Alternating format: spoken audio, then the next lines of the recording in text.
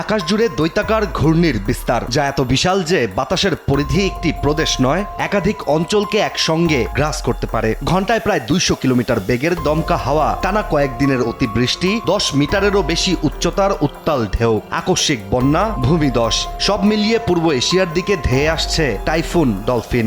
জাপানে ইতোমধ্যেই এর প্রভাব দেখা গেলেও বিশেষজ্ঞরা বলছেন সবচেয়ে ভয়াবহ আঘাতের মুখে পড়তে পারে চীন।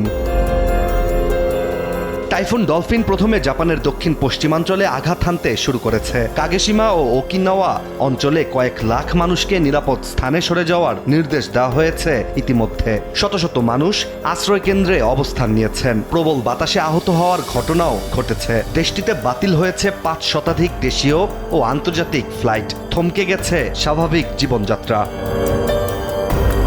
তবে আবহাওয়াবিদদের দৃষ্টি এখন জাপানের চেয়েও বেশি চীনের দিকে, কারণ পূর্বাভাস অনুযায়ী জাপান অতিক্রম করার পর টাইফুন ডলফিন সরাসরি চীনের পূর্ব উপকূলের দিকে ধেয়ে যাবে এবং 9 আগস্ট বিকেল থেকে 10 আগস্ট সকালের মধ্যে জেজিয়াং ও উত্তর ফুজিয়াং উপকূলের কোথাও আঘাত হানতে পারে। আর সেখানেই সবচেয়ে বড় বিপর্যয়ের আশঙ্কা করা হচ্ছে।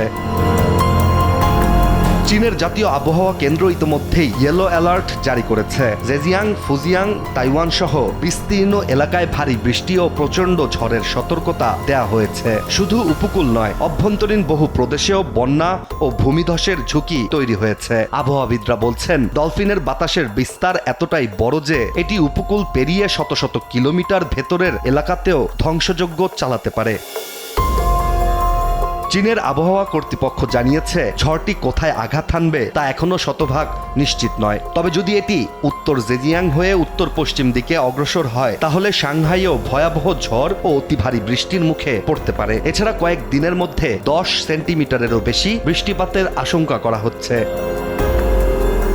দুর্যোগ মোকাবিলায় এবার প্রযুক্তিকেও কাজে লাগাচ্ছে চীন। দেশটি কৃত্রিম বুদ্ধিমত্তা ভিত্তিক নতুন পূর্বাভাস ব্যবস্থা ব্যবহার করে টাইফুনের গতিপথ, শক্তি ও সম্ভাব্য আঘাতের স্থান 240 ঘন্টা আগেই বিশ্লেষণ করছে। তবে প্রযুক্তি যতই উন্নত হোক, প্রকৃতির এই বিশাল শক্তির সামনে এখন সবচেয়ে বড় চ্যালেঞ্জ হয়ে দাঁড়িয়েছে কোটি কোটি মানুষের নিরাপত্তা।